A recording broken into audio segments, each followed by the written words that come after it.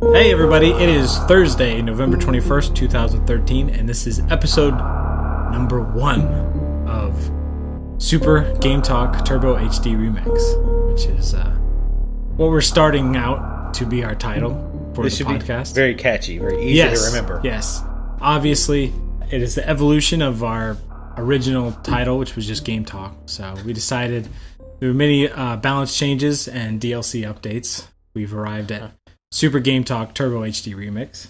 So, with this first podcast, it's just me and Vertigo Tea Party. Hello. Also known, or I guess Johnny, also known as Vertigo Tea Party. And I'm Travis, also known as Capanius. And so, to start off, what have you been playing? This week, I've been kind of playing a little bit of everything. I started playing Assassin's Creed 4 on the PlayStation 4. I haven't played any other Assassin's Creed. I did play one for like 2 or 3 hours, but I didn't get that far into it just for whatever reason. So far, I'm liking it quite a bit. It's been pretty fun. I started actually playing Hotline Miami, finally, as well. I'm liking it for the most part.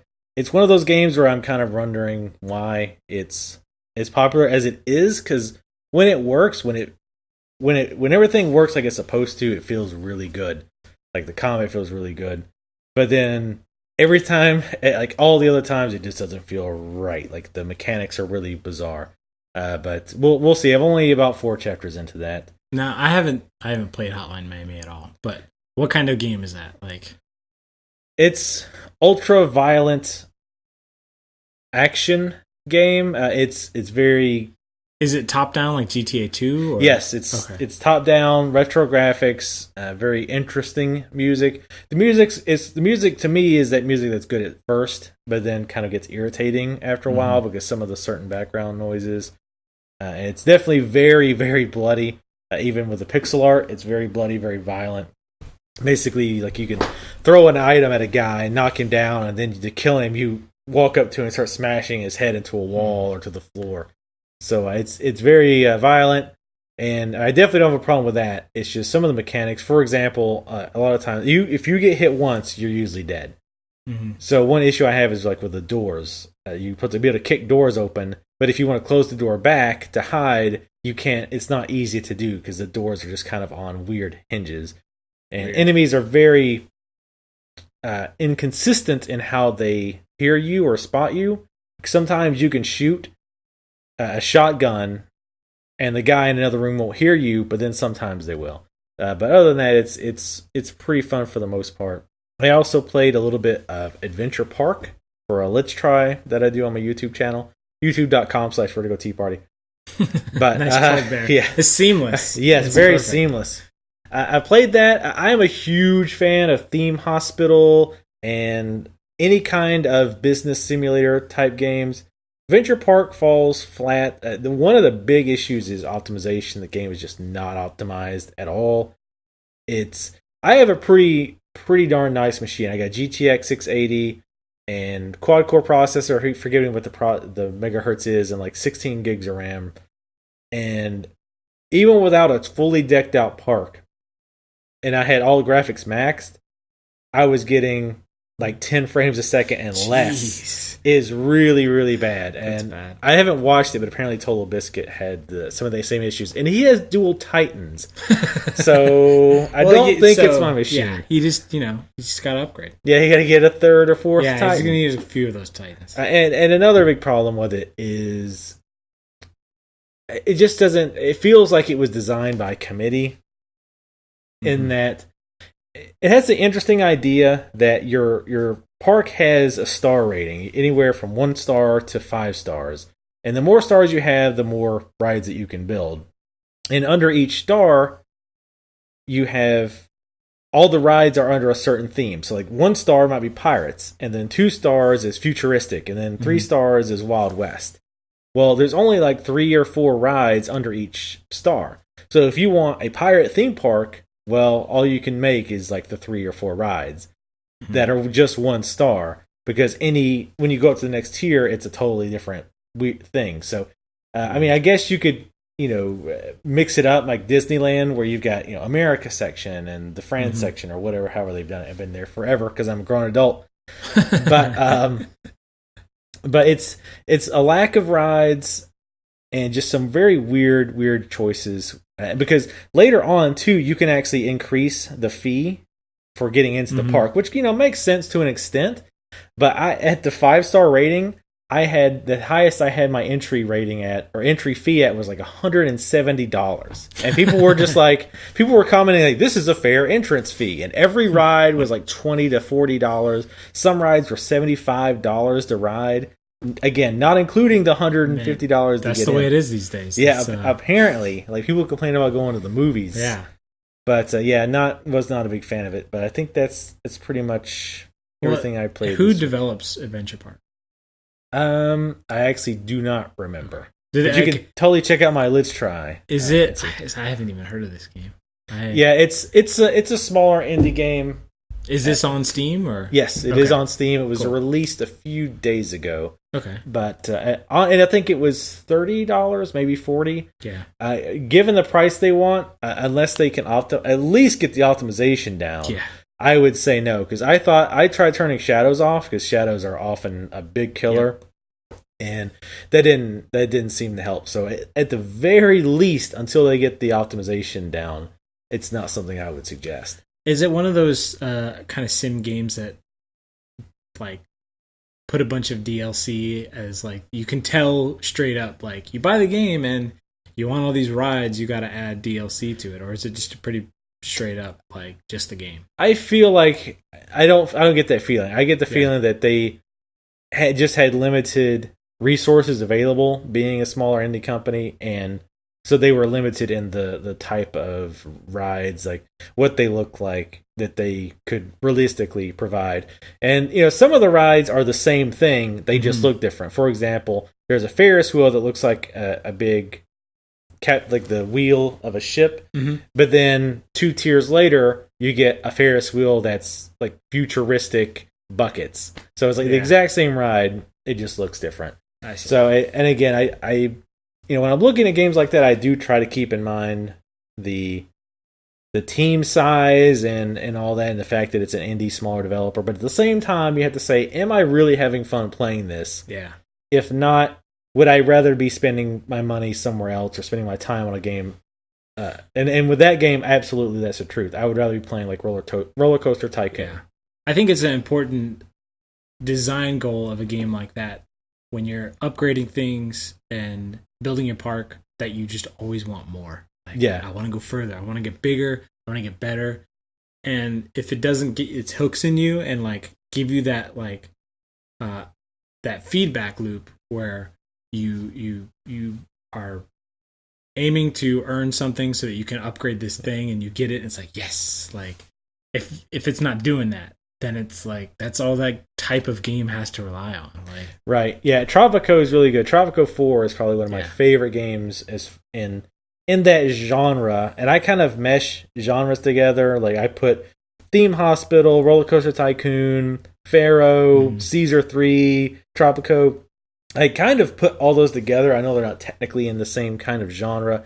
Some are more business sims, and from then a some broad are more, sense, they are kind of the same thing, right? And some are more like empire management. And I kind of put them together because your goals are kind of the same: make everybody happy, or at least not rebelling against you, and make money and become successful. So I kind of just lumped them all together because I'm lazy. And but Tropico 4 is probably one of my favorite types of that type of game. And there is always, every time I play it, I'm always working on, I need to get my food quality up, and I need to increase my imports or my exports, and I need to develop these oil fields, and there's a new mine I need to get. So there's always something that I'm doing.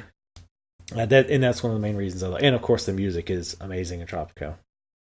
So what have you been playing this week? Well, also I saw you were streaming Contrast. How did that go?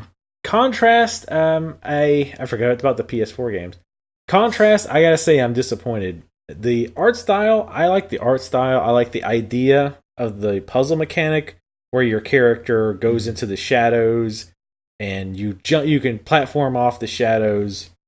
And a lot of times the shadows are either moving by themselves because they're of people, or let's say like you have an umbrella and you have to raise the umbrella up and then run to the background and meld into the shadows and then jump on that umbrella you've opened up to reach a higher platform. I like the idea.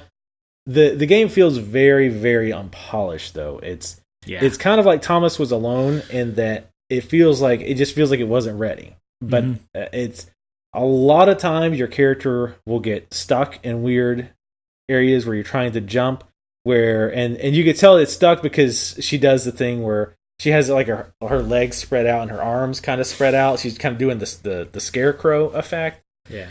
So it's obviously, and I also lost 15 minutes of time in that game because there was one part where you had to move this ball basically to an upper area. Well, I did that, and you had to move it while it was in shadow form. Well, a lot of times if stuff gets into a weird position, it'll pop out of shadow form and come back into, I guess, the physical world.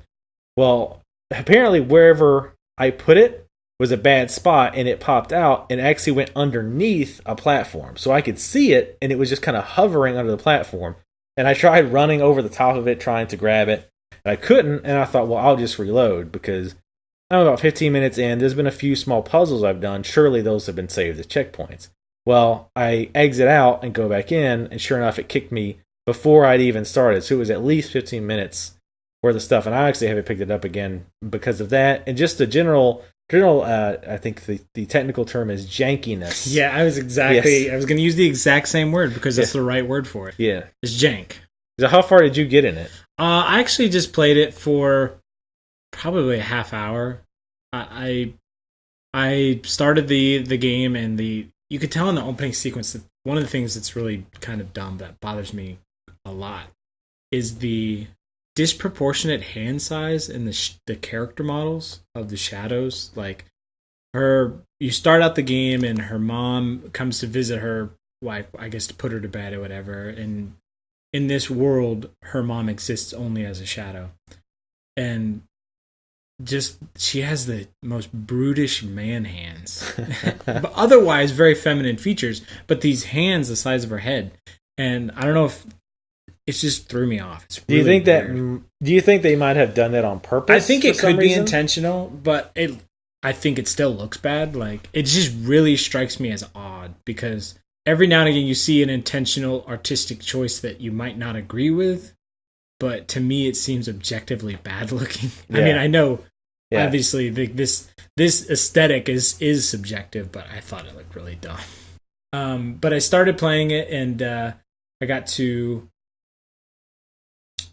just the point where you actually meet up with her father, I guess. And I mean, there's not really any spoilers there, but it was really short. But you could tell also from the character animations that it's just very unfinished and very quick, jerky motions. It felt kind of like a student game, like I was playing somebody's Digipen final project or something. Like it was a really great concept, but unpolished execution. And I really think this team must have been super rushed on it. It's kind of a shame that I'm willing to bet that there was some sort of deal where they just had to be a launch title and Sony courted them and like, here's a bonus for being a launch title. And they were just completely underestimated the time it takes to polish this game. I guess I don't even know who the dev is. Do you know who the dev is? I don't. Yeah. Oh, wait. No, I almost said like Revolver, but I think I might be thinking of somebody else entirely. Yeah. I'm not good with keeping up with dev names. It felt super rushed and unpolished, but what could have been a good game. Also, I don't know if you mentioned this, but the voice acting is pretty hit or miss. Like it's pretty bad, actually. Yeah, like some of the very first lines the child character had were pretty cringeworthy. Mm-hmm. She's been fine after that for the most part, but yeah, some of the voice acting is definitely not that great. The Johnny character is really good. And I'm not being biased. I'm just saying he's awesome because his name is Johnny. I know. Obviously, they got somebody really good for that. Yeah. But and the music. I like the music, and for the most part, I like the art, like the posters in the background and all that. Mm-hmm. And my favorite parts are actually the ones where you use people's shadows to do things. Like there's one part that I liked in particular, and again, I won't do any spoilers, but basically there's two people talking. and they're doing various things, and you have to like move along them. So, for example, the woman's kind of moving her foot and her leg up and down. You have to jump on her leg and go to a table, and she picks up a drink. So you have to jump onto her leg or up on her arm, and she holds it up to her mouth and then jump onto her head. So like that, I thought that was like really, really cool. But just for the most part, I can't recommend that game. Yeah, it makes me a little sad because I like the concept of it. Like I like the actual gameplay mechanic.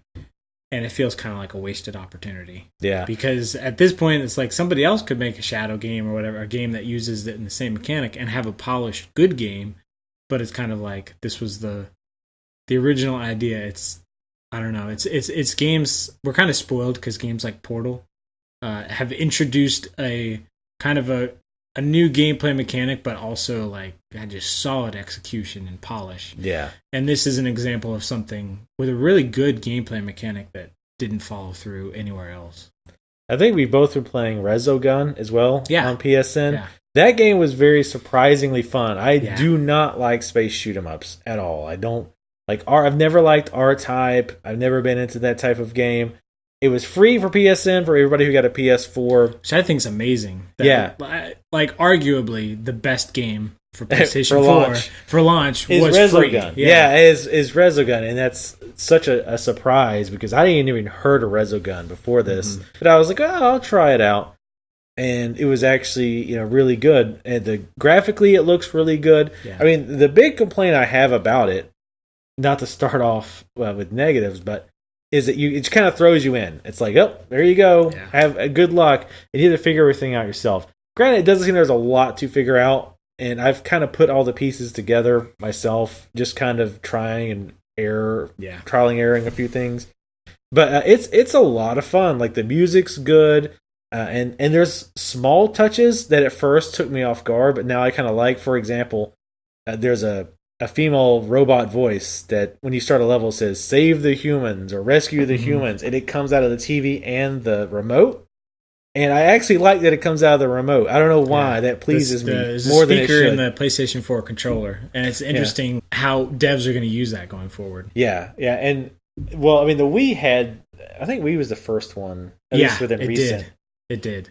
I don't know how many actually used it because I didn't really use the Wii much. Not many. Not many people did, I guess. But I think what's cool about Resogun is kind of like the approach of, okay, Defender was awesome. Everybody loved Defender. Let's make Defender. But at the same time, it's kind of that approach of remix. Like, let's remix Defender. Yeah. So we take some of the core gameplay elements of it that are really cool. You can go left or right. You can go up and down and explore this plane and basically complete objectives while you're not on a continuously scrolling shooter path. Yeah.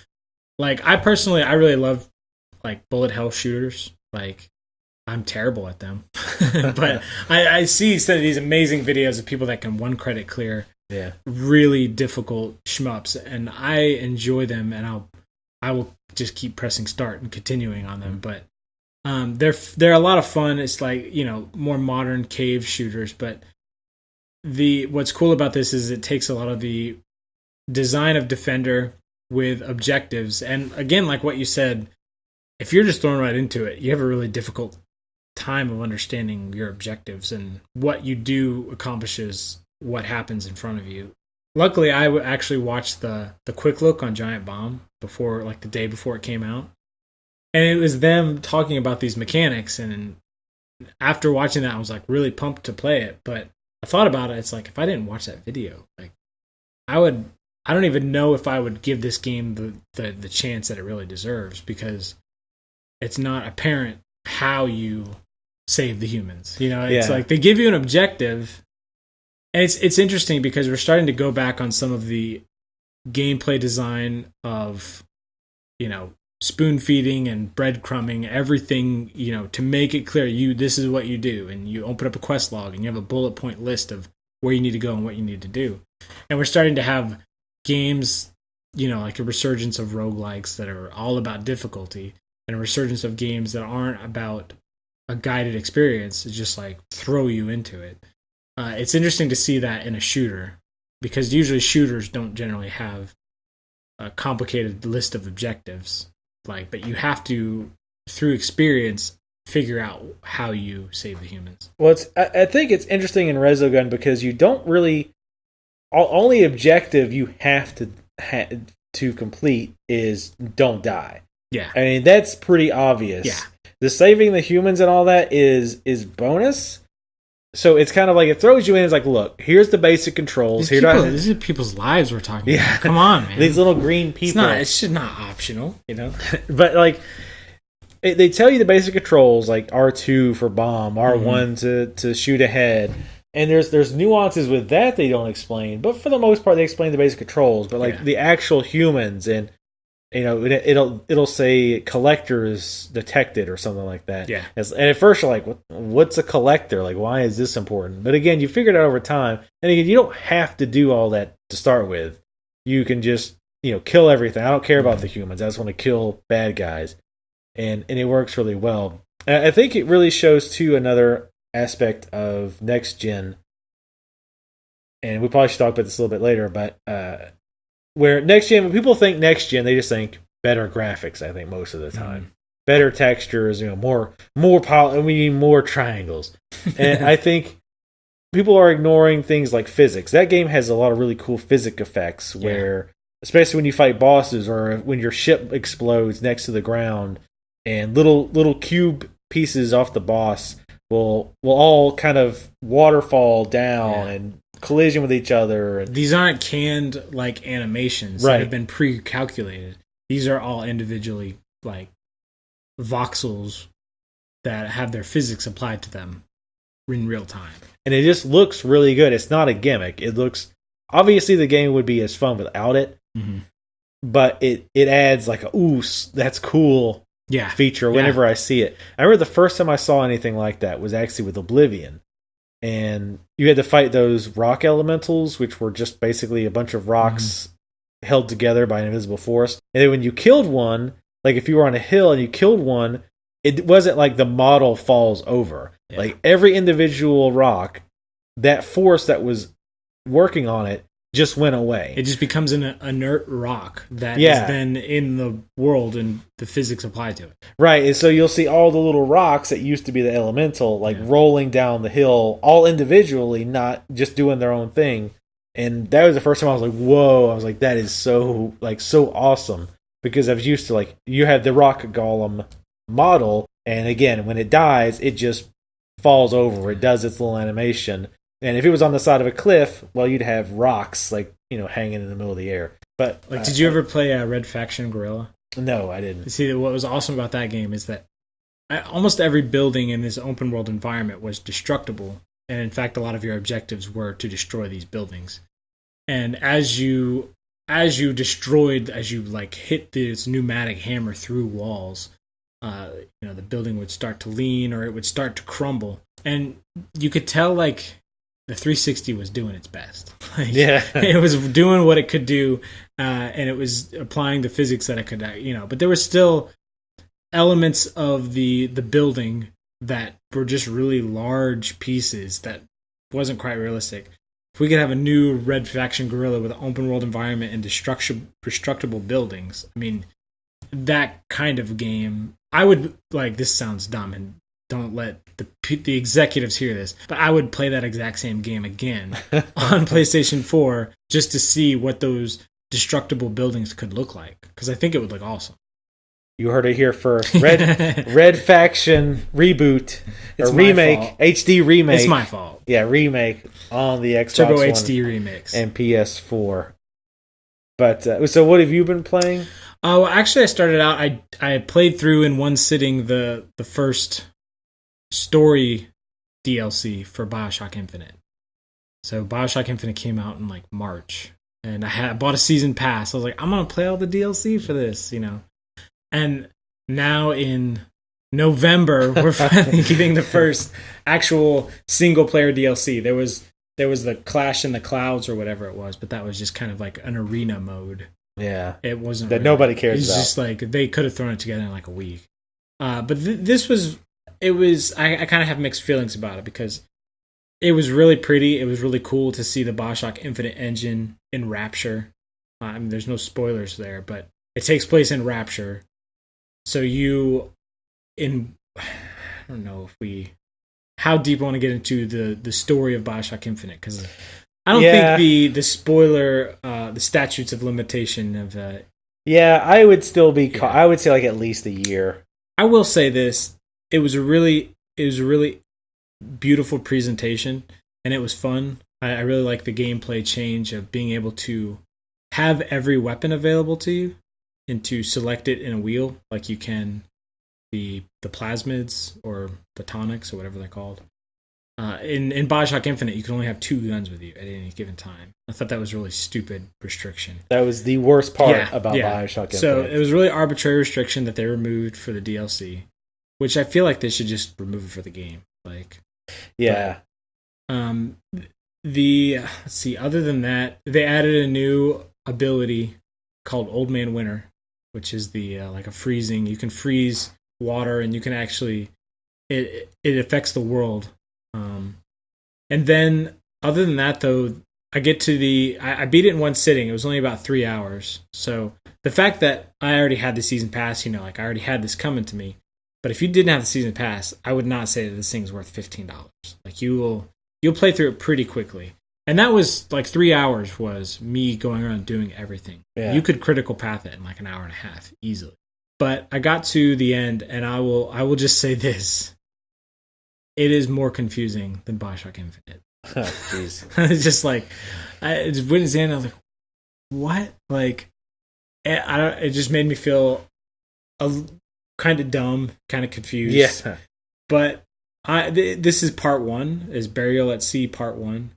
So I'm hoping that part 2 kind of elaborates on that. Like, it's just one of those bridge chapters where you just start out like wanting answers.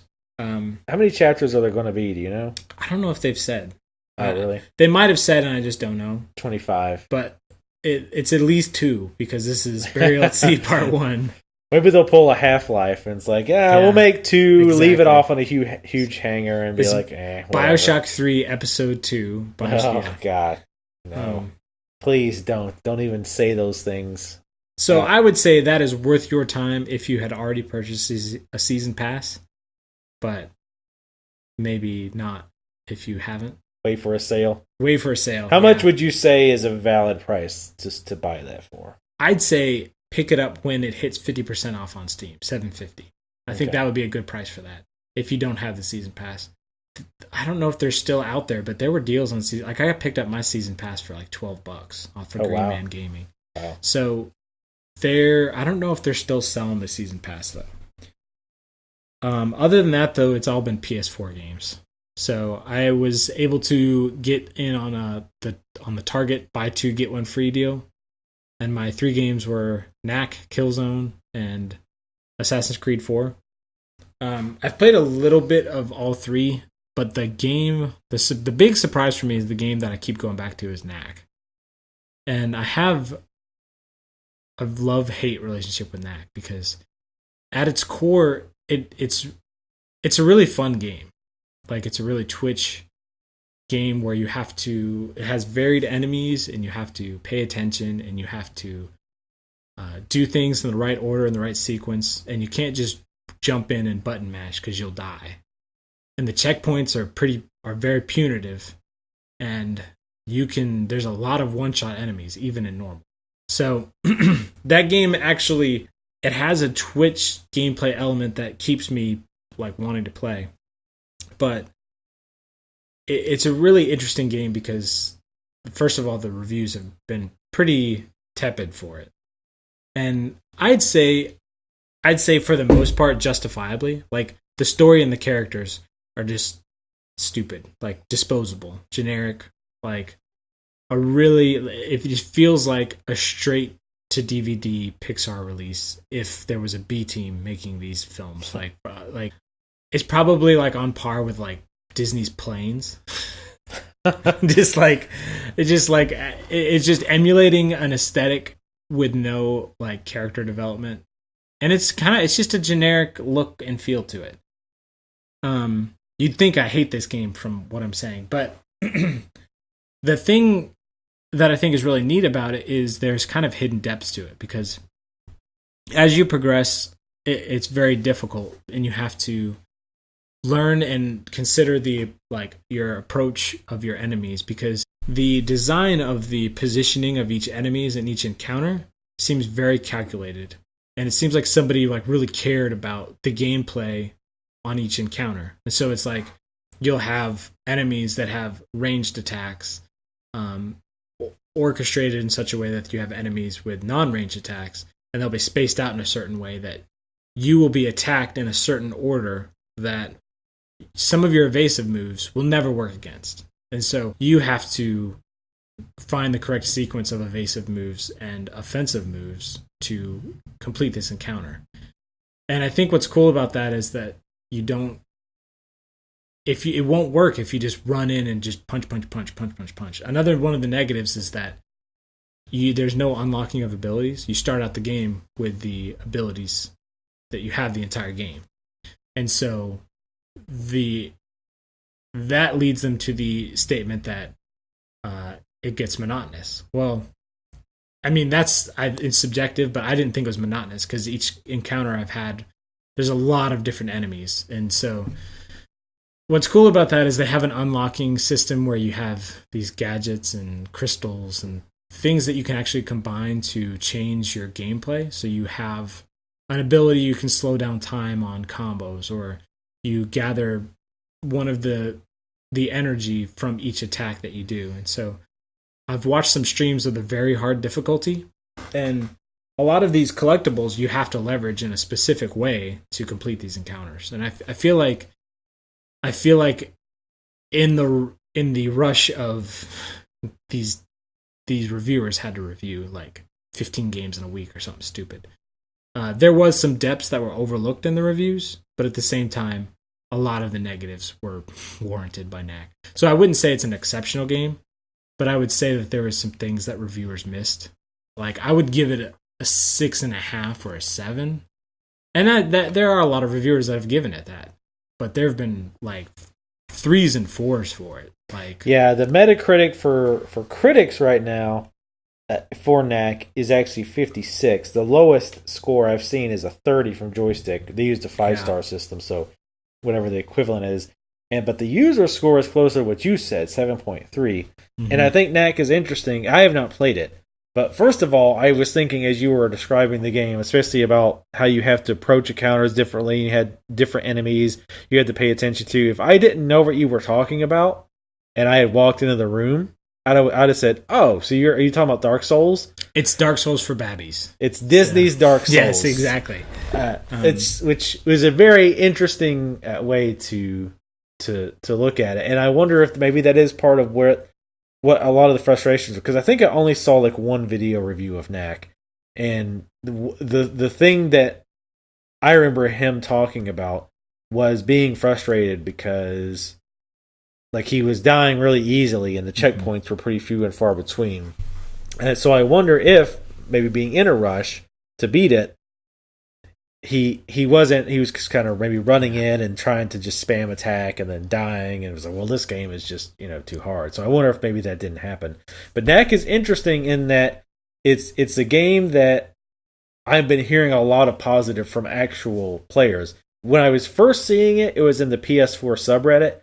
So frankly, I wrote it off as that with a giant truckload of salt. Yeah, I kind of wrote that off as buyer's remorse or just fanboys or whatever. But then you and Chris were talking about how you both really liked it, and I'm like, well, okay, maybe there's some more to this. And even since then, I keep hearing more and more people, even in the Xbox One subreddit, talking about how they played it and they really liked it. I think as far as launch games go, it's the biggest critical and gamer disparity discussions. But I think what's interesting about a game like that is when you have a negative experience in a game, you die. Yeah. It is either your fault or it is the game's fault. Right. And there's I wouldn't say it's fair to say that a game's you dying a lot is an inherent negative quality of a game. It depends on if you died a lot because the game was glitchy or cheap or stupid. But if you died and every time you died, you thought, oh, I died because I didn't do this, or I made this mistake. And it was obvious to me that I made a mistake. I didn't do the right thing at that time. And every time I die in Knack, it's like, oh, I didn't do that. I didn't do it. And so when I do pass the encounters that are challenging, it's very rewarding to me. And the checkpointing is punitive and very difficult sometimes. I think the objectively wrong thing about his checkpoints is that you sometimes have like painfully simple encounters followed by one very difficult encounter. And so then if I fail that, I have to do the painfully simple ones over again. So it's like forced all over again. Yeah, like that is bad design in my opinion. Yeah, I would agree with that. That's just tedium. Now, you say that you had these encounters where you thought, oh, I didn't do this encounter right. Was it because you just executed it poorly, or because it was a trial and error thing? It's like, oh, well, I didn't know that this bridge drops out from under me, or or stuff like that. Generally because of bad execution. Like, I would start something out and it's like, all right, well, that combination of evasion and attack won't work against this group of enemies. Whereas there hasn't been anything where it's just been like insta-death, like, oh, because I feel like Tomb Raider did a lot of that, where you had environmental QuickTime events, or not even QuickTime events, just environmental penalties where you're running and then, oh, you died. It's like, okay, well, now I know to jump at that certain point, but there's no way I could have known that before. Right. Like, it's literally impossible for someone to play Tomb Raider without dying, because Mirror's Edge, which I recently finished, which is also on the channel, youtube.com/Vertigo Tea Party. I feel that game was really bad about that as well, and Parlock/Edge Zombie would disagree. But I think that game was really bad about.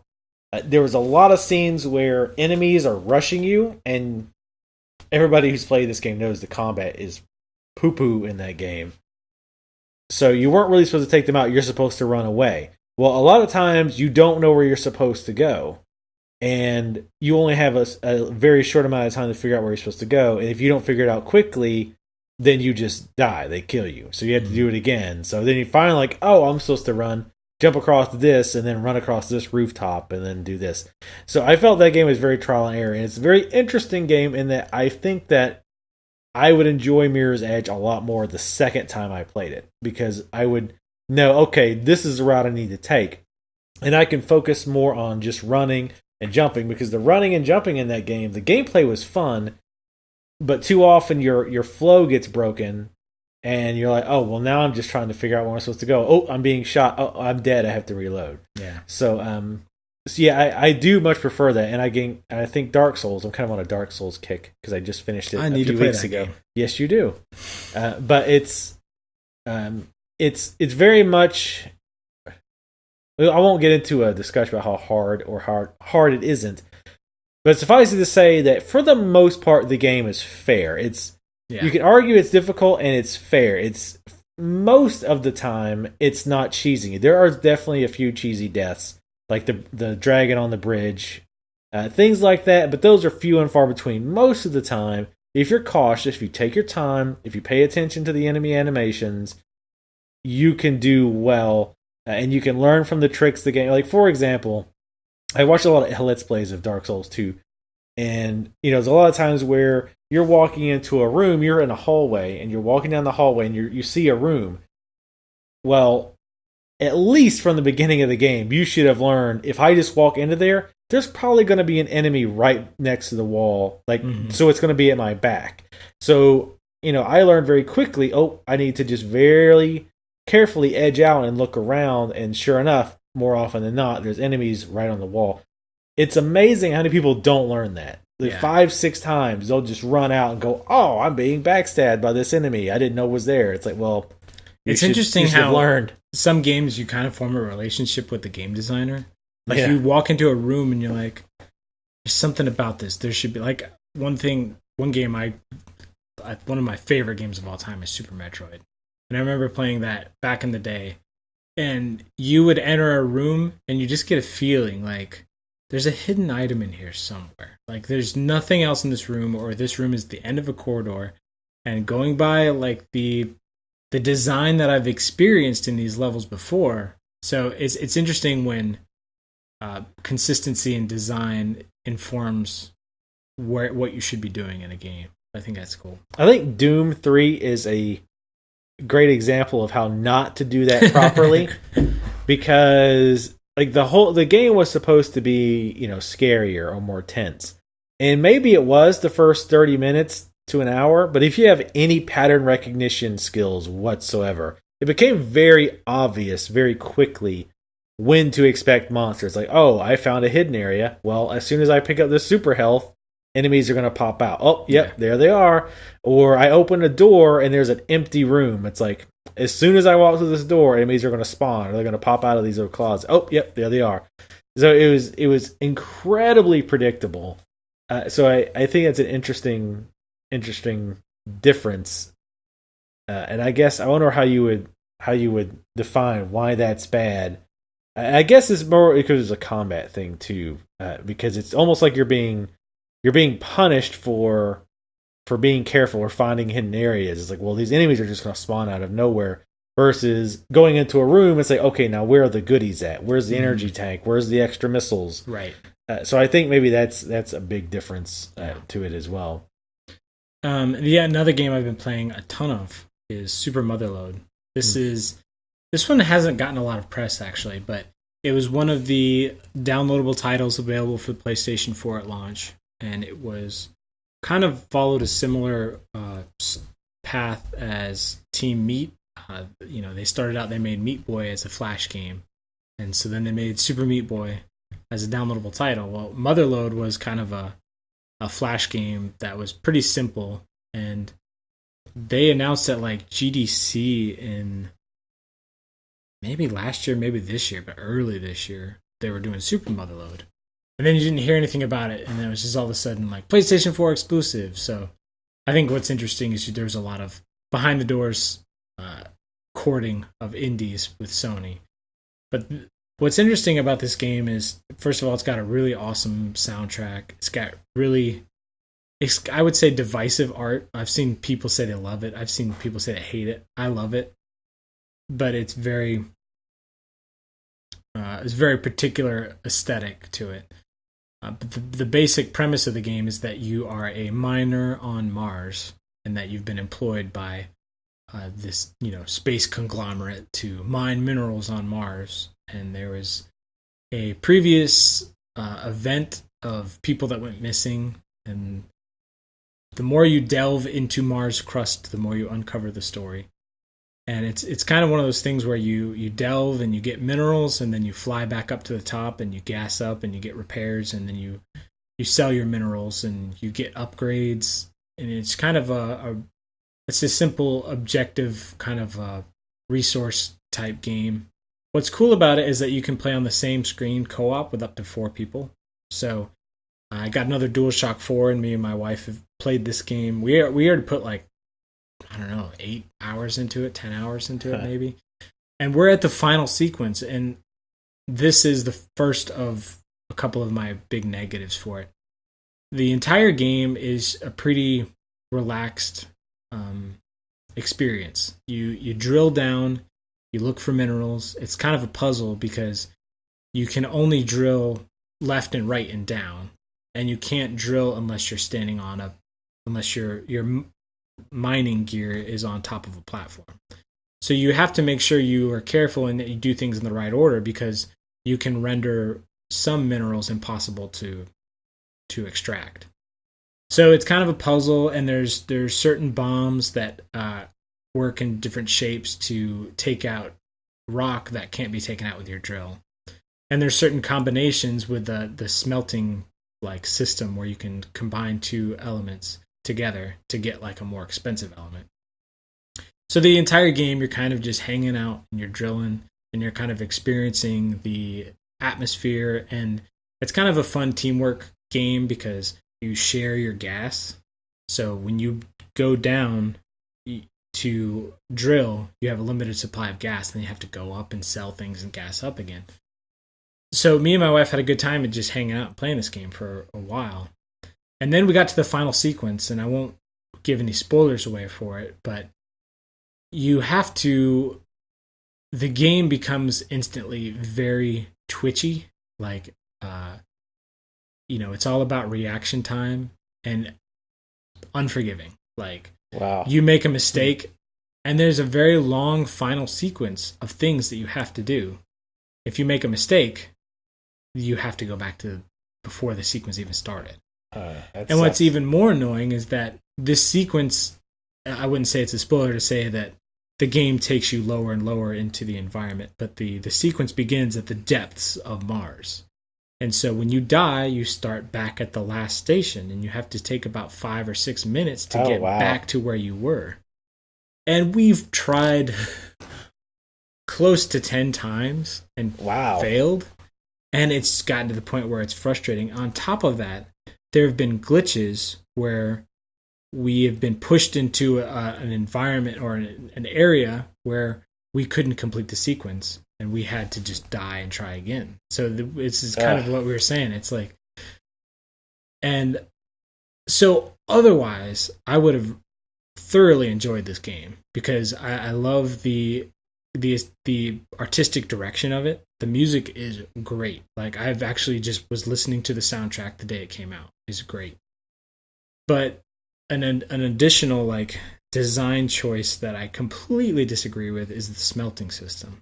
And the way it works is, as you upgrade your smelting abilities, if you get 2 minerals, they will automatically combine to make a stronger mineral. But like, say there's different levels of smelting. Say you pick up a very common mineral, and it could combine with a very rare mineral to make something expensive. But then you pick up another common thing, it'll just make automatic smelting combinations for you.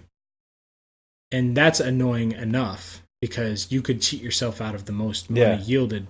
Like, if you want to make smelting automatic, make it so that it just automatically smelts my entire cargo when I cash it in, but it does it as soon as it's possible. So if you have like common plus common equals common, but you have common plus rare equals rare, then it's just going to do common plus common as soon as you get the thing, as soon as it can be combined. Yeah. What's even worse, though, is that there's a particular key item, like an item that's used for the plot, that you can accidentally screw yourself out of if you don't get in the right order. And so since it's an automated process, you can get the rare item and then accidentally combine it with something that'll just give you more money, rather than getting the key item that you need to collect for the plot. And it's just, I don't know. I wish I could have play tested this like 2 weeks before and been like, all right, here's a checklist of things that are wrong with this game. If you fix it, it will be awesome.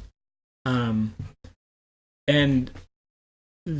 since it's kind of not been prioritized as people's reviews have come out, there's not a lot of people talking about it. But anyway, aside from the final sequence being very frustrating, it's been pretty cool because it's a game me and my wife can play. And my wife doesn't normally play a lot of games, so it was neat to be able to have a game for the PlayStation 4 where it's like, hey, look, we got this new thing. Let's play this thing together.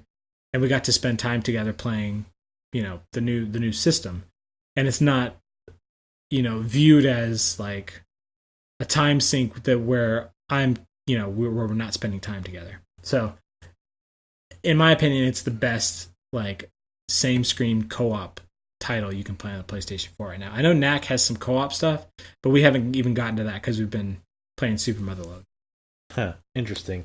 Yeah, I just checked, and out of curiosity, again, because if nothing else, and I mean, talking about review scores could be like 2 to 3 different podcasts. Oh, yeah. But I am interested in review scores. I might not base my purchasing decisions off of them, but I find them, if nothing else, interesting.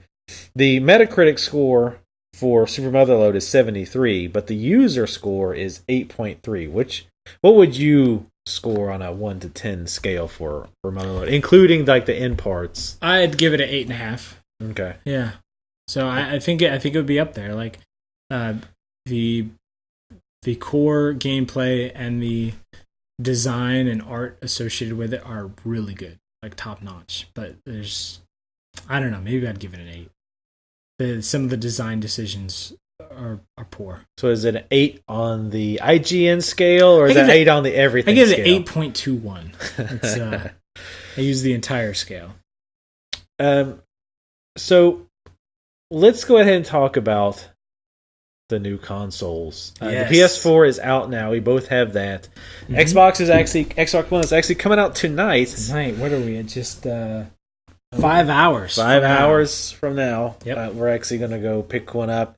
I'm getting one. Capanius is sort of getting one. He's going to be getting one for the office. Yeah, the place I work is pretty cool. Like, it's just a few of us as engineers for a website, and my boss just said, we had a 360 in the break room that we play a lot. My boss is like, well, get an Xbox One for the break room. So I'm getting one for the office. I can't really afford to have my own right now. I kind of made my choice. No, not for the entire generation. I made my choice for now. And I can get to my thoughts on that. But it's worth noting that we're both PC gamers. Yes. And we still get Supreme Glorious Race. Yeah. Oh, well, obviously. But we both still get hyped for the new consoles. Yeah, it's fun. I mean, it happens so rarely. Yeah, the last PlayStation was 7 years ago. The last Xbox was 8 years ago. Yeah. So, I mean, it's fun to get into the hype and get excited about a new machine. And it really gets exhausting when you go on forums and the attitude of, like, people, like, it's almost like they think it's cool to not be excited about things. Oh, like, God, come on, just let me be excited about it. Like, some people, it's like, yeah, I went to GameStop, I tried it out, and there's nothing on this next gen. You people are wasting your time and your money. It's so stupid. It's like, all right, like, you don't have to get it. Like, just I don't know. I mean, in a sense, it's like, yes, the smartest thing to do is wait and wait until these games are exceptional. But it's fun to be an early adopter. It's fun to experience this stuff and to have conversations about stupid stuff like, why is there no DLNA, or why is there no Twitch streaming in Xbox One? Like, and let's not forget the whole midnight release thing. Yeah, like, that's one of those things you had to experience to really understand how awesome it is. The girl I'm dating, I took her to a midnight release for the PS4. This was her first ever, and she enjoyed it. I mean, we were cold as hell. We had prepared because I told her, how to prepare ahead of time, so that she wouldn't freeze to death. There's a camaraderie with other gamers that you get to experience, like waiting for it. It's exciting. It's why we're going to the Microsoft store in Atlanta tonight. So hopefully they'll have some freebies or something. Yeah, I'm hoping something nice. So we both had the PS4. We've had it for about a week now, going around on a week. So what do you think of your PS4 so far? So I think initially the setup process and like setting everything up and entering in, linking accounts and everything, the interface is a little kludgy. Like, it's kind of Sony. Like, some of the messaging is weird. Like, I was playing Knack, and the way one of the features works for gadget collecting is that it brings up your friends list when you pick up a gadget item, because it will display if your friends have gotten that item, but it won't record gameplay at that point because it's a privacy concern. And I like that feature. It's a privacy concern because it'll display your friends list, and I've chosen my friends list to not be public. So, or at least friends of friends can view my friends, right? But it's not public. But instead of saying like, "Hey, we stopped recording for it," it says like, "Gameplay has stopped because this is a blocked scene."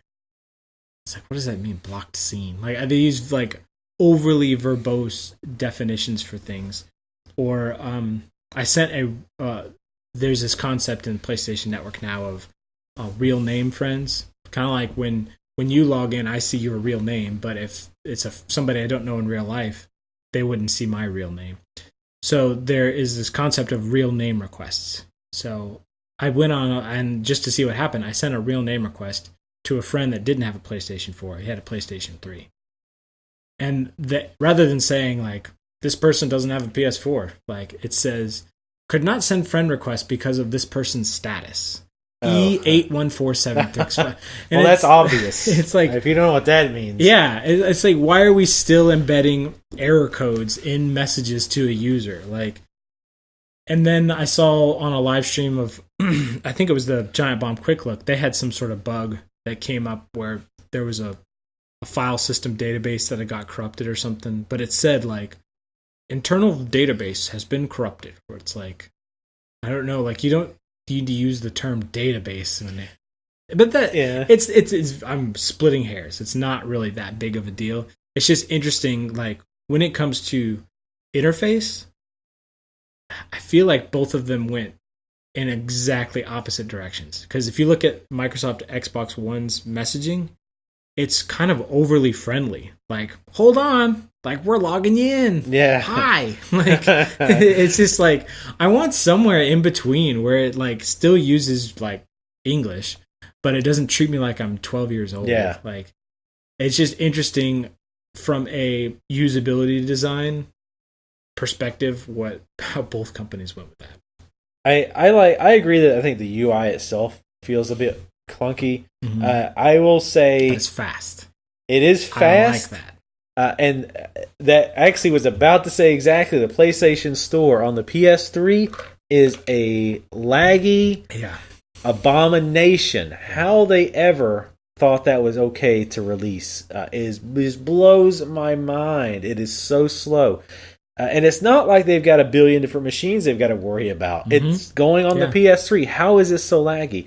But it's all of that's cleared up with the PS4 as it should be. It's funny because when free games would come out for PlayStation Plus, I'd be like, all right, I'm going to spend 15 minutes and log in and get those free games. Like all I was doing was click, add to cart, check out, add to cart, download. And it just take me like 15, 20 minutes just to associate these free titles with my account. And I will say, if you have a PlayStation, and even if it's a PS3, you need PSN Plus. Like, it's so ridiculously really good. Awesome. Like, it's one of those things where when they started saying some of the things that you had to have PSN Plus for example, you have to have PSN Plus to do multiplayer games, I was like, that sucks, but you should have PSN Plus anyway. I absolutely do not feel the same way about Xbox Live. Maybe I will with the Xbox One, but honestly, the restrictions on Xbox Live push me away from wanting to use it. For example, I can't use Netflix with Xbox Live Gold. That just pisses me off. Like, now I don't even want to get it out of spite. But with the PSN, I can do that stuff without it. But they're like, oh, by the way, here's some free games every month that you can have as long as you have the PSN, as long as you go grab them. I'm like, this is a no-brainer. It's so dickish because it's like, oh, you want to pay for that service? Pay for our service and you can use that service that you pay for. Yeah. It's like you pay for the service. Like, I don't know. Yeah, I just think that's crazy. But yeah, if you have a PlayStation 3 or 4, absolutely, PSN Plus, again, is absolute no-brainer. I think it's cool they give you a free 30 days with it, too, with the PS4. Yeah, I think that's a brilliant move on their part, actually, so that you can see what it's like and get those free games. Everyone gets Resogun for free. Yeah. It's not just people that paid for it, because you get free 30 days, so you can play Resogun for free. Yeah, and maybe within that 30 days, depending on when you get it, you might actually get to see whatever next month's games are going to be as well. Yeah. But I agree the UI is a little clunky. There's some cool things, like when you look at your friends' activity, I can see when Travis here is getting achievements in Assassin's Creed. Yeah. But it is a bit like meshed up. It's like you took a bunch of business cards and threw them into a drawer. There's just a lot of information there. I think that could be stood to be sorted a bit better, but I think it's cool that it's there. Another awesome feature that they borrowed from Steam is when you look at your achievements, it'll tell you how common that achievement is. Yeah, I think that's really cool. I love that feature. I love it in Steam, and I love it in this game because that actually pushes me to want to get the achievement more. When I see this like 0.1% of users have the achievement, I'm like, oh, now I really want that achievement. You know what's cool is that even goes back to PS3 trophies. So you can look through your PS3 trophies and see which ones are rare too. Oh, I didn't know that. Yeah. I thought those were just arbitrary distinctions. Like I thought they just said, "Yeah, this one's probably hard to get. We'll mark this one as rare." I thought they were calculated. They could be. They could be. Yeah, that's interesting though. It could be calculated. I just assumed. So one feature that I think is huge for PlayStation 4 that's I think been one of the biggest best decisions for them is the how easy Twitch streaming is. Yeah. And you stream technically. Who cares? I think it's so funny that they started out with Ustream and people are like, why aren't you going to put Twitch on there? And then Xbox is like, we're going to put Twitch on there. And then PlayStation 4 is the one with day one Twitch. But yeah, and then Xbox One will not have Twitch on day one. Yeah. Well, somebody not was just saying next year. What? Did they say next year? They said something about early next year. That leads me, I don't want to get off topic again. That really makes me think that, or reinforces the idea that Xbox One was supposed to have come out right before Christmas, mid-December, maybe. Mm-hmm. And I think once Sony announced PS4 was November 11th or whatever it was, I think they were like, "Oh crap, we need to get this out." Well, they're both coming in hot. Oh yeah, it's obviously ridiculous. They're both day one firmwares, obviously. Yeah, but not just that. The firmware that is going to be downloaded for Xbox One that everybody's getting tomorrow, I think was completed today or yesterday. Wow, that is insane. They're just squeezing stuff in, and the firmware that everybody reviewed the Xbox One with is not the review that we'll have, or not the firmware we'll have. But yeah, the Twitch streaming for PlayStation 4 has already been huge because I'll go on there and any PlayStation 4 game I'm interested in. I was watching somebody do the Knack very difficult. This guy had done it in one sitting, 10 hours or whatever it was. And tons of people were popping in and be like, is this game good? Is this game good? And there was tons of people that are like, yeah, this game's really good. And Twitch is selling games for PlayStation 4. Yeah. It's really, but at the same time, I heard the opposite thing happen for NBA Live. Oh yeah. People were logging in and they were just like, this game is terrible. Do not buy this game. And people were logging in, were watching it to laugh at how bad the game was. Oh wow. So I can see publishers maybe getting skittish about that in the future. If they make bad games. Yeah. It's the same thing though. We've seen a lot of stupid, non-forward thinking companies put the kibosh on streaming games before they come out and stuff. But Twitch has tools to eliminate that. So if the publishers go to Twitch and say, please don't show off our terrible game before it comes out, Twitch will probably oblige. But I wonder if Sony has that built in. I wonder if a certain game is we don't want you streaming it, if they can turn it off. They might have that groundwork or the framework for that built in, but they were streaming this game before it came out. Yeah. Well, I was just curious if it just existed, or if Sony's no, if you wanted it on the system, they can stream it. You have no control over that. Right. So I'd be interested if they put their foot down on that, and Microsoft as well. But if it really is going to be next year for Microsoft, that's a real bummer.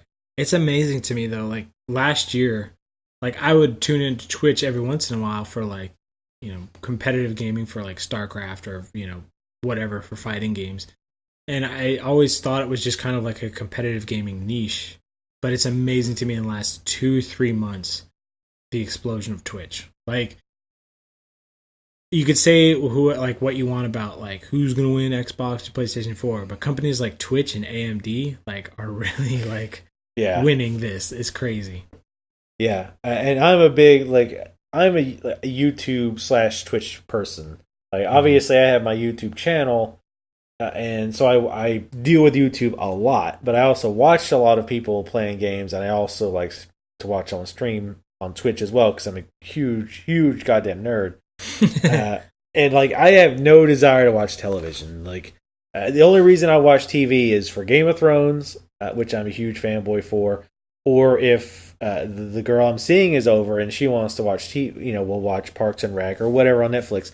Other than that, and I've even got her into watching Let's Plays. She'll watch Northern Lion be terrible at Crusader Kings, or I've I tried to show her competitive StarCraft, but she mocked it, so I gave up on that. But I mean, Twitch and YouTube are continuing to grow very, very large as far as gaming communities. Obviously, Twitch is just gaming. Man. It's been crazy. Yeah, Twitch, I think the coming year is going to be really, really big with both consoles, integrated Twitch. Minecraft now has integrated Twitch, I think. Force game has integrated Twitch.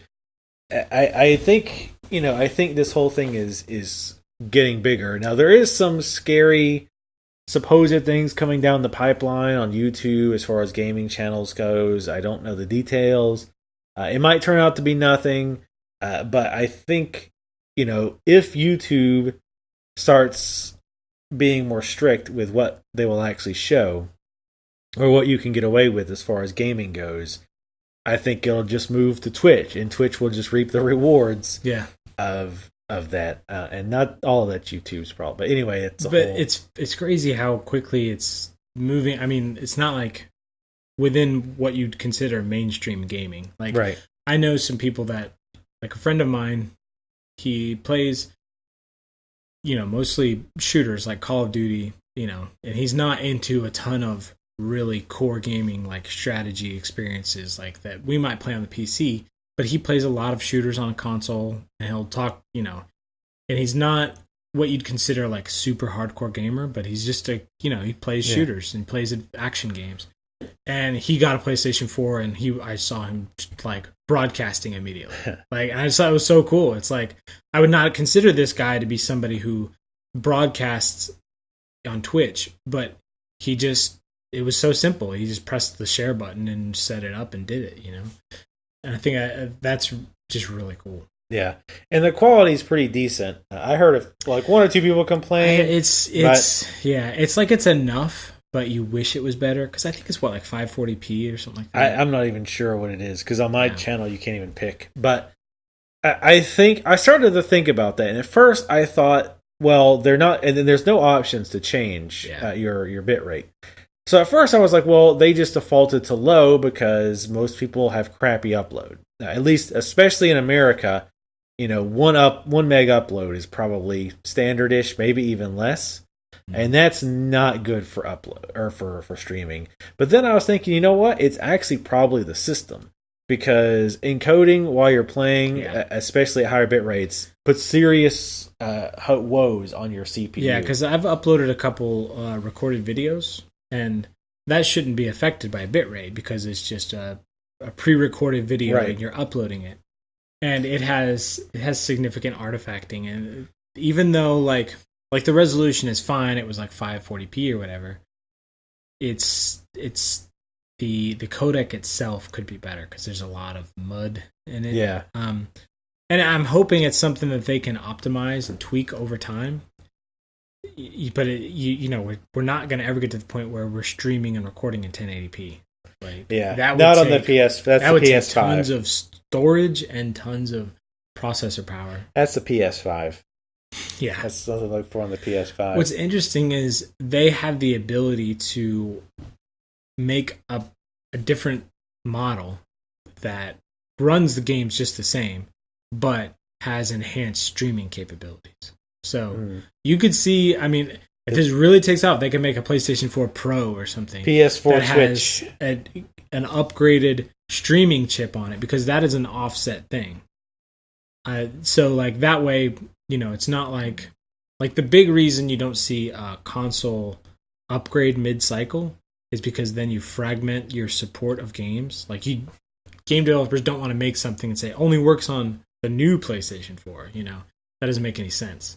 There have been those stupid RAM expansion packs that were required. But anyway, aside from that, but if it is upgrading a feature that's not the actual gaming, but is the streaming of the game, then they could theoretically do that. That remains to be seen. But I could see if somebody was super into broadcasting, they would pay $600 for a 1080p streaming PlayStation 4. Yeah.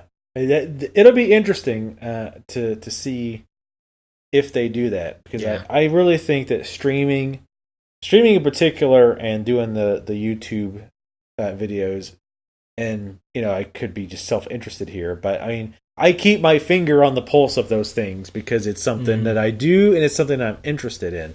It's just exploded. PewDiePie, who a lot of people don't like him, but that aside, he is now the most popular channel on YouTube. He has like 11 or 12 million subscribers. That's insane. And he does video game videos. Like, can you imagine 5 years ago saying the most popular person on YouTube is going to be a guy who plays video games and just puts them up on it? People will look like you were an idiot. Yeah. So again, Twitch has exploded. The popularity this year, Extra Life, the teaming up with them, they had a ton of people streaming. Extra Life next year is going to be huge for PlayStation 4. Like, there's going to be tons of people, at least 4 or 5 times as many live streams doing Extra Life marathons, and if both for PlayStation 4 and Xbox One, because it'll be in there by then.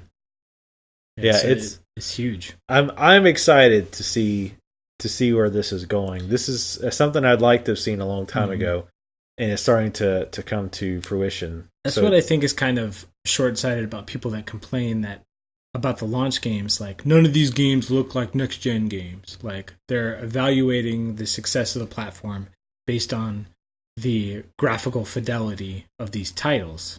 But I'd argue that the next generation of gaming isn't so much about, the graphical fidelity of these games. I mean, it will be there. It will get there. Right. It's going to be way better because we've had to endure such a long console cycle. Yeah. The technology that's in the PlayStation 4 is so much past the PlayStation 3 and Xbox 360, but some of these features in how we play games are a really big part of what's in the next generation. Yeah, I agree. Talking about the PS3 again, we talked about the UI. The controller. A lot of people didn't like the PS3 controller. I actually like the PS3 controller better, though admittedly, I liked it fine. I think a lot of people thought it was too small. People with really big, weird, bizarro hands. I wouldn't put any superlatives to it. I wouldn't think it was too anything. I thought it was just kind of functional. I mean, I've always loved the PlayStation D-pad, but other than that, I thought the first PlayStation 3 controller before the DualShock was so ridiculously light. That is a complaint I heard a lot, which is ironic now because people lose their minds when a new iPhone comes out with 0.2 grams lighter. I said the same thing about the iPhone 5, at least. I was like, this thing is too light. I'm going to answer the phone and I throw it into the air. And it just keeps feels going. like a hollow toy. Yeah. I don't know. Maybe as a point, it's just too light. Add artificial weight to this because which is an interesting idea. But, I love the PS3 controller. I use it for games like Dark Souls, Devil May Cry on my PC. Over the Xbox for multiple reasons. One, my Xbox controller died. But the D-pad on the 360, the old D60, or the old 360 pad was garbage. Terrible. I hated it. It was objectively awful. Yeah, no one thought this is good. And that alone was enough to push me away. And I really like the PS3 controller. But the PS4 controller, I'm a big fan of. I haven't used the touchpad much. And I'll say, the missing start button is just weird. We've had start buttons since 1985. It's funny how both sides decided, no more start button. Yeah, that messes with my head. Also, the placement of the share and options buttons are really weird. They're kind of awkward. But luckily they're things you don't use very often.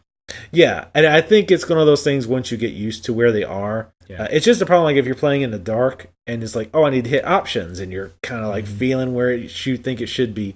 I think that'll kind of clear up after a while. And again, it's not like I need to block this attack. I need to press share. So it's not an issue there. But it is a bit weird.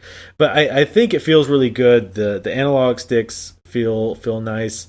The bumpers, people used to complain about the PS3 bumpers again. Maybe I wasn't playing the right type of games. I would say that was my only negative with the PS3 controllers, the bumpers. I didn't have the bumpers, the actual triggers. Oh, okay. I didn't like the trigger. Okay. Well, I think they've fixed that, at least according to people. I didn't have a problem with them before. So overall, though, the controller, I think, is good. Obviously, the big negative is the battery life sucks. Yeah. Used to be the old PS3 controller would last a long time without being charged, and this one is like a day, like 8 hours or so. It's crazy. I keep them charged at all times. And I don't know what they're going to do to like fix that.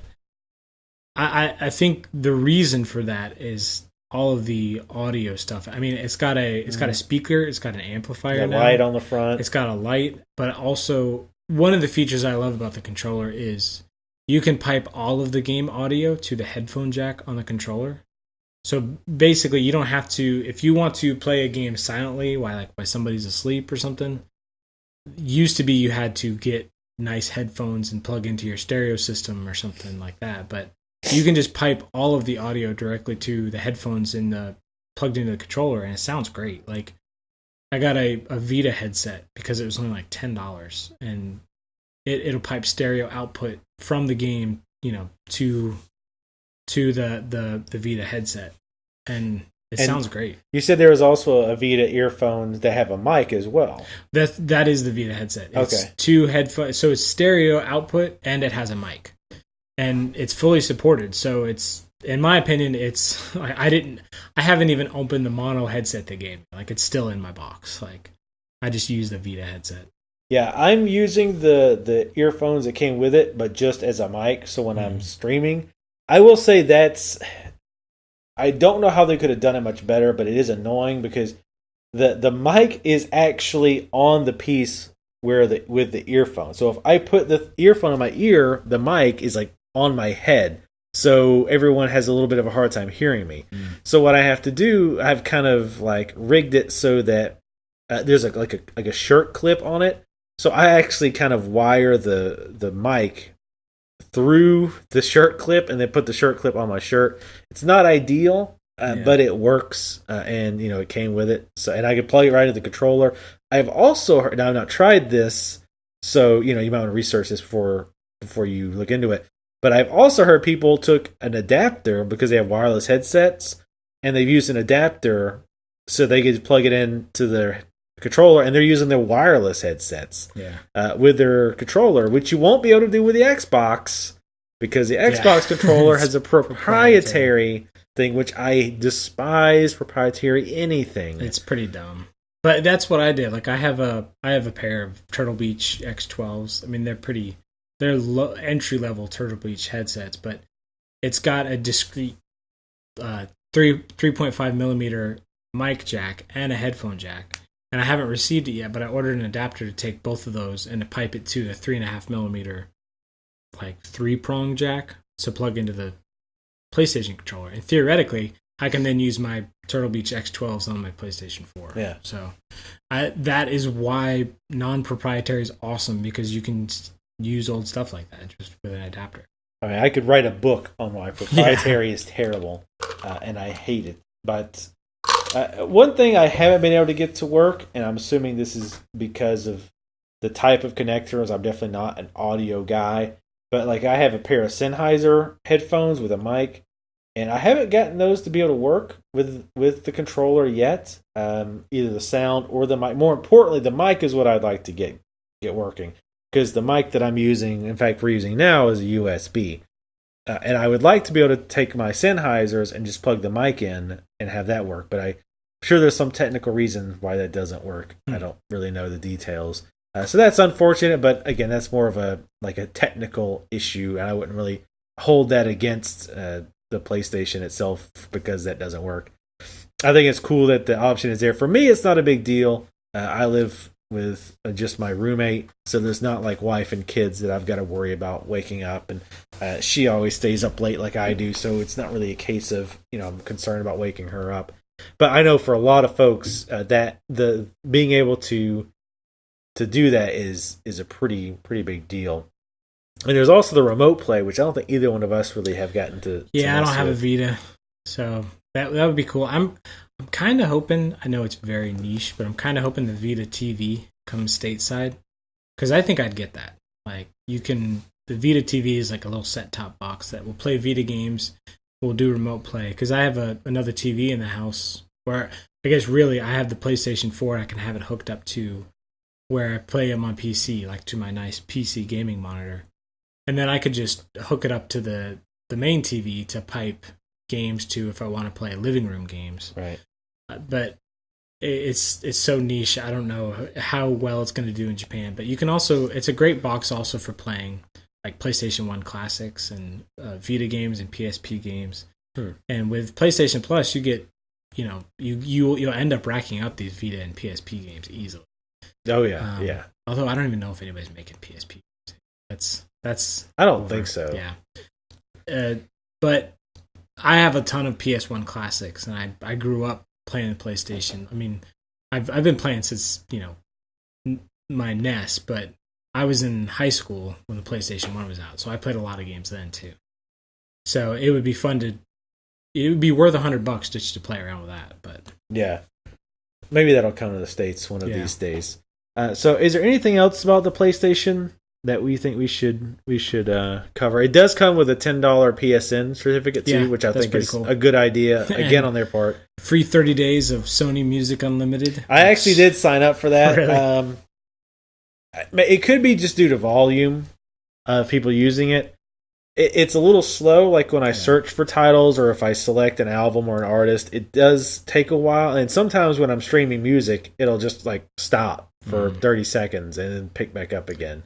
So one thing I don't like about the way they did the free Sony Music Unlimited trial is that it's what executives call negative option billing. Oh, yeah. And so if you don't say, no, I don't want it, then you get billed for it. So. Yeah, I definitely don't like to get your credit card info. Yeah. I think that's just skeezy. It's so obviously a trick. Yeah. Like it is nothing more than they want you to forget. Yeah. Yeah, I just think that's skeezy. And I just hate any monetization that's based off of deceit. Yeah. I'm definitely not a fan of that either. What else? I guess we could talk very briefly about the looks. I mean, I'm not one of those who cares that much. I think it looks great. I think it looks good. I think it's awesome. Yeah, especially, I mean, it's small. Well, small for a game console. I'm actually looking at it right now, sitting right next to my PS3. And it looks good. It's small. I've got the fat PS3. And it's small. It looks sleek. And like I say, I like it. I like the light along the side. I like the way that looks. And I also like the cord that comes with it for your controller. It's longer than the old one was. Yeah. The old one was like really short. Yeah. And I think they realized that, hey, you're going to have to use this a lot more because the controller doesn't last as long. Your controller will die. So it definitely it's nice to put a longer one in. I actually did try very, very briefly to get my controller to work with my PC. It did not out of the box. I didn't fiddle with it much. I've heard there's ways to get it to work. Normally, you have to use a program called Motion and Joy to get your PS3 controller to work with your PC. And it did not detect the controller, which is not really a surprise. And what's oddly enough, Windows did seem to recognize it, kinda. But I think it recognized it as like a generic USB device.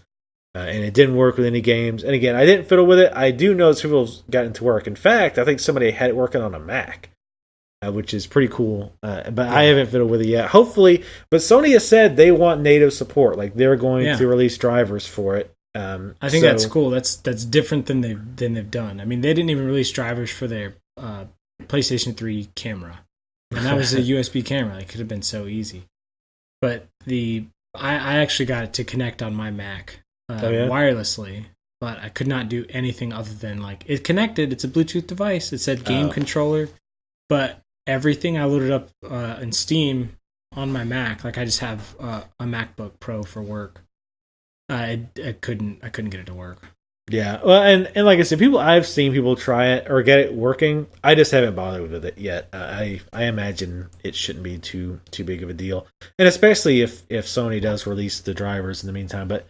Honestly, I'm not looking for that anytime soon. Yeah. I think they're going to be focusing all their efforts on fixing some of these issues they've had with failure rates. Yeah, it's hard to say if that's that's a serious thing yet or not. They said it was about 1%, which, I mean, when you sell 1 million units, that's still like 10,000 units. But that's also within, like, that's normal. I think that's a normal consumer electronics percentage. And, I saw a comment about how social media is exaggerating any issues. And it sounds like a cop-out, but that's going to be true because the people whose machines aren't working are going to be blaring the loudest. And I absolutely understand it too. If I would have waited outside of Best Buy since 6 o'clock to get one, I took it home and didn't work, I'd be very angry and I would be just disappointed, understandably so. And I would go to Twitter and I'd go to Reddit and I'd say, "Oh man, my things don't work." I'd probably have some expletives in there as well. If I was Sony, I would be giving everybody that had DOA like a $50 PlayStation Store credit. Yeah, because I mean, it's just like it's an accounting thing. Like it's not like they're actually buying them a good. It's like they're just giving them credit for a game that they'll try, and it's gonna, garner so much goodwill from them. Yeah, I think that would be a very smart move. And I've heard mostly positive results from people who've had to deal with the Sony support on this. Yeah. This generation, I really feel like Sony is like on their best behavior after the PS3 complete debacle. I think they're like, "Hey, tell us what you want, we'll do it. Indies, all right, we'll court the indies," and that works for them too. Because I mean, how much do you think it cost them to make Resogun an exclusive versus Microsoft making Titanfall an exclusive? I mean, I'm guessing, 3, I'm guessing there's many zeros difference between the two.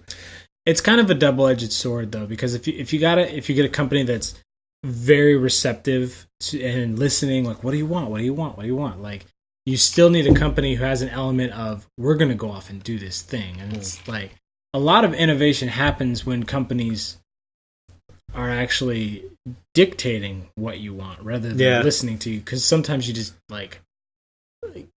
there's definitely a balance, because I'd say in a way we've gotten complete role reversal from the last generation. I mean, Sony exited the PlayStation 2 generation clear winners and super confident about their position, and they just were putting down mandates like, here's the cell, like this is what the PlayStation 3 is going to be, this is how we're going to do things, it's going to be $600. Like, people, you'll get a second job to buy one of these. It's like, they were saying they were just making gaffe after gaffe, just mistakes over and over again. And Microsoft came out and they just they had a bunch of people working for them that loved games and just wanted to make good games. And now it's weird because a lot of those core people at Microsoft that pushed for the Xbox aren't there anymore. And a lot of the people in the Windows 8 Metro division have bled over and said, like, here's how we're going to do things. And they have a clear strategy, and I'm not saying it is the wrong strategy. Like, I think I think it's not. It doesn't make sense for people that want there to be a winner. Like, there's no whether or not you think one is better than the other is really dependent upon what you want out of the system, because they're different strategy. Like, Sony is coming out of the gate and they want to make a system that you play games on. Yeah. And that you share games with people, and their objective is about the games. Microsoft is still making that play for games, but they really want to make an entertainment system that also plays games. And so I think it doesn't make sense for you to say, like, this is better than that. It's really like, this system is better for me. Because I can definitely see how somebody would argue, like, I don't want the PlayStation 4. Like, I want the Xbox One, obviously. Like, I think one of the biggest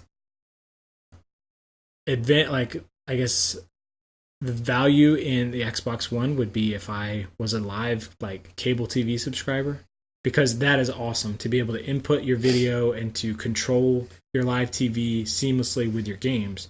But I just don't do TV like that anymore. Like, I do Hulu and Netflix. Like, I don't do live TV at all. Yeah. And I think... And more people are cutting the cable. Probably not the majority. Like, even though it's a growing number, the majority of people still have cable. Right. So it's not fair for me to say that Microsoft's strategy is wrong. It's just... It's very ambitious, and it's marginally for games. Like, it's ambitious towards entertainment. And I don't know. The interesting thing is that I like PlayStation or Sony's approach better, but I think in terms of like games, I'm more excited about Xbox One games, which is a bit ironic. Yeah. So it's like if you look down the horizon, you see games that are coming out. I like the PlayStation 4 better, but right now for launch, Forza and Killer Instinct have me most excited. Yeah, and I think that's going to be a big thing, and that's why I think it's asinine to give number ratings to consoles at launch. But, I forgot what I was going to say. You look at a lot of these things like the resolution gate that was going on, where first of all, I really hate when people put gate at the end of every damn thing. I think it's awesome. I think it's hilarious. I think it's so stupid. Like, the more absurd it is, the more I like it. But like when people are serious, like Wobblegate. There is some people complaining about how the rubber PS4 feet positioning on the PlayStation 4 make it so that if you press down on the glossy end of it, it wobbles. Oh, I heard something about that. But it's hilarious because it's so dumb because it balances on its own, right? Because the positioning of the feet are between the widest part of the console. But if you put it on that side, then it flops over, like it wobbles. So somebody called it Wobblegate. That made me laugh. Well, talking about the power and the resolution, and people will go, it's 720p versus 1080p and 30 FPS versus 60 FPS. That matters, I think, and it doesn't matter at the same time. It's important because, the Call of Duty guys, you have to know they had a direct line to Microsoft. Mm-hmm. The Xbox is considered the FPS console. And I can imagine that they sell a significant amount of their games on Xbox. So I can't imagine them not having a direct line to Xbox or to Microsoft. But they still had trouble getting 720p, or they still had trouble going over 720p and 30 FPS on the Xbox One. So the question that brings up is the Xbox One weaker? So it's not just about 720p versus 1080p. It's how powerful really is the Xbox One versus the PS4? Because people are like, people will get better at developing these games over time. And that's true, but that's going to happen on the PS4 as well. Mm-hmm. So are we going to have a case where games are going to be better on the PS4, like from here to eternity? Because again, just because you optimize on the Xbox One doesn't mean it's not going to also have an equal amount or more on the PS4. So where you get better game, it looks better, has more physics, better shading, whatever, on the PS4 versus the Xbox One. Or, which is an even worse scenario in my opinion, is where a developer says, well, the Xbox One is weaker, we'll develop on the Xbox One and just dumb it down to Xbox One level. That's the scary scenario for me, where it's like, well, we've got more powerful machines. We've got these PS4 and the PCs. But imagine, let's take an extreme example.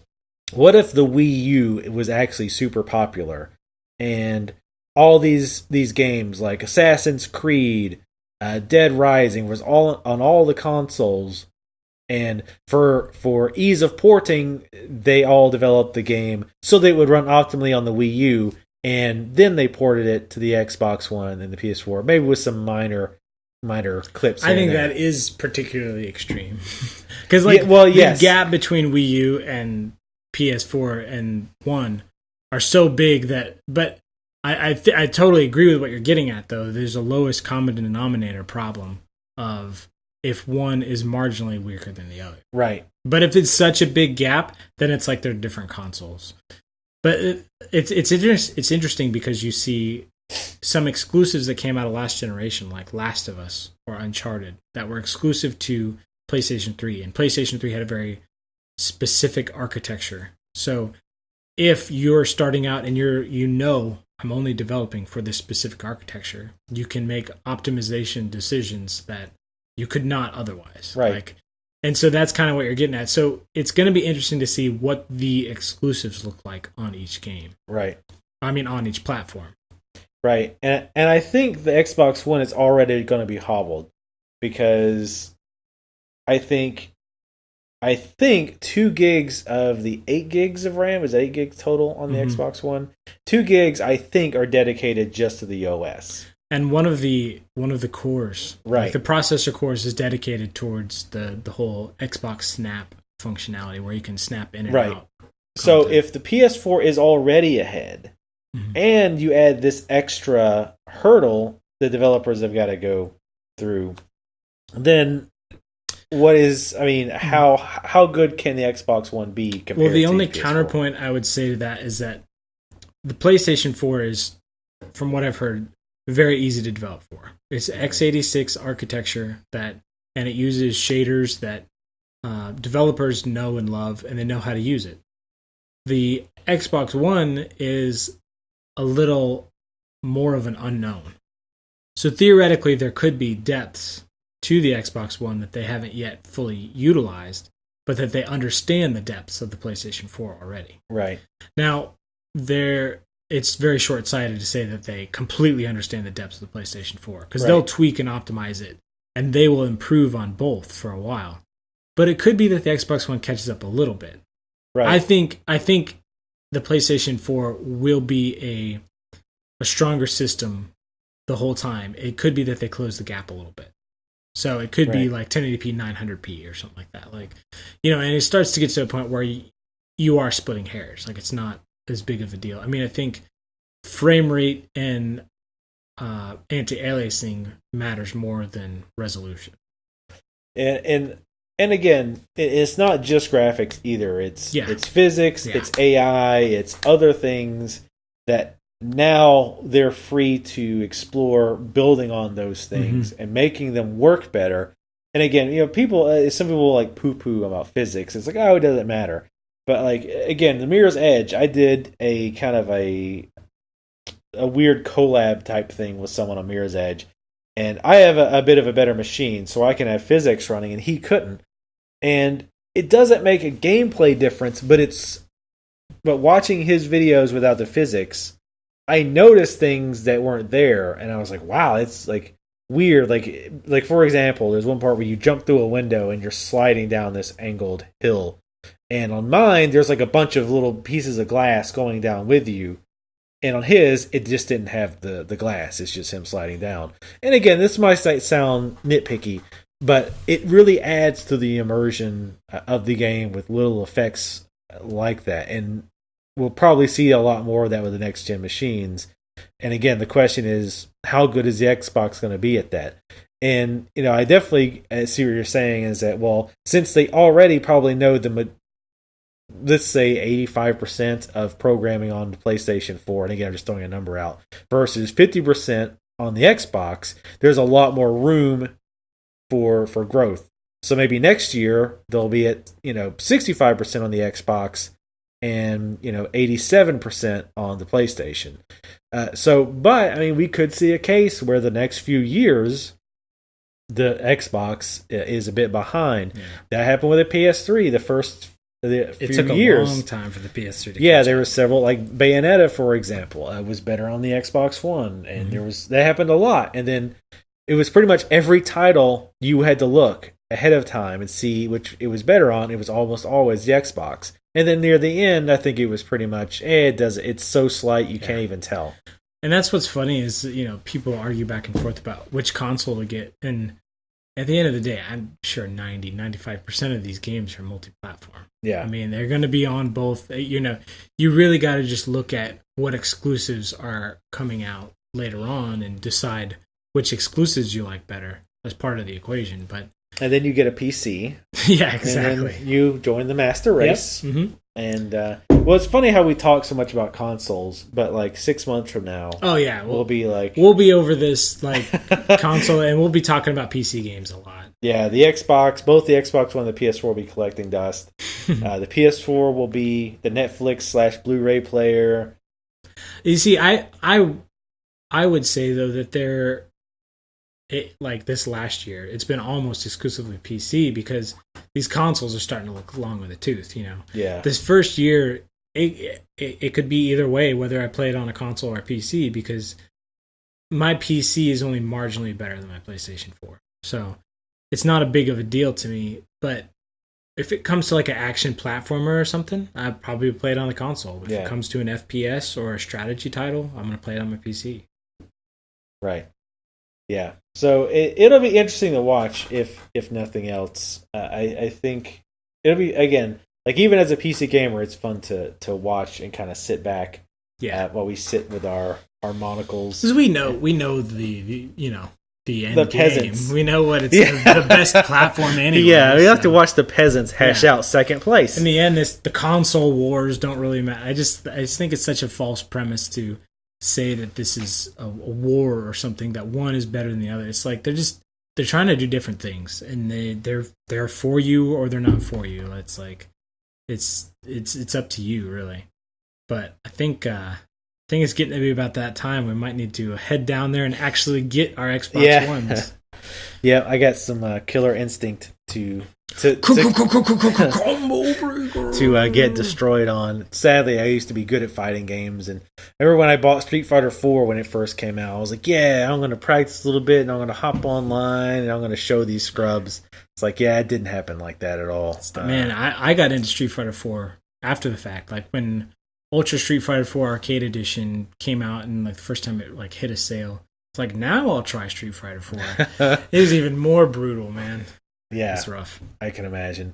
So anyway, I hope you guys have enjoyed the very first episode podcast of Super Game what's it called? Super GameTalk Turbo HD Remix. Yes. See, again, it's just so easy to remember. It just rolls off the tongue. Yes, it does. That's I guess a tentative title. So I'm not sure where all the places we're going to stick this yet, but definitely give us feedback either in the comment section or you can hit us at Twitter. I am at MalachiVT. It's MalachiVT, or you can just search for Vertigo Tea Party on Twitter. And I am at Capanius on Twitter, but that is an underscore before the US, so it's CAPANE_US. And you can find my blog at Capanius, CAPANE.US. Yeah, and also, again, my YouTube channel is youtube.com/Vertigo Tea Party. So, yeah, definitely let us know what you think of this podcast. We do plan on doing this weekly, theoretically, and just basically talking about games, whatever just comes to mind. So, thank you guys for listening, and we will catch you next time. Later.